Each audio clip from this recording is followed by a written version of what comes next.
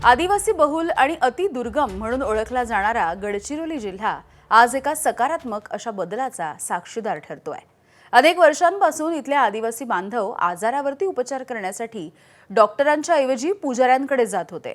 मात्र आता हा सगळा प्रकार रोखण्यासाठी गडचिरोली आरोग्य विभागाने एक अनोखी आणि प्रभावी अशी उपाययोजना सुरू केली आहे। पुजाऱ्यांनाच आरोग्य दूत बनवून आदिवासी बांधवांना डॉक्टरांकडे पाठवण्याचा प्रयत्न सध्या सुरू आहे। विशेषतः मलेरियासारख्या आजारांचं प्रमाण वाढल्यामुळे ही योजना सुरू करण्यात आली। पुजारी आता रुग्णांचं मतपरिवर्तन करतायत, तात्काळ डॉक्टरांकडे जाण्याचा सल्ला दिला जातोय।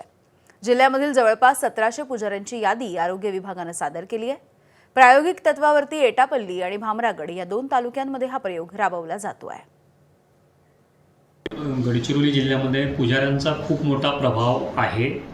आजही आदिवासी भागांमध्ये प्रत्येक समस्येसाठी लोक हे पुजाऱ्याकडे जात असतात। वेगवेगळ्या गोष्टींसाठी जे पुजाऱ्यांकडे गेल्यामुळे निदान करण्यासाठी उशीर झाला किंवा ट्रीटमेंट करण्यासाठी उशीर झाला, तर हा विलंब टाळण्यासाठी आम्ही हा प्रयत्न करतोय की ज्याच्यामध्ये पुजारी डायरेक्टली आमच्या आशांकडे किंवा NM NPWकडे रुग्णांना पाठवतील आणि वेळेत त्याचं निदान होऊन त्याचा उपचार वगैरे केला जातो।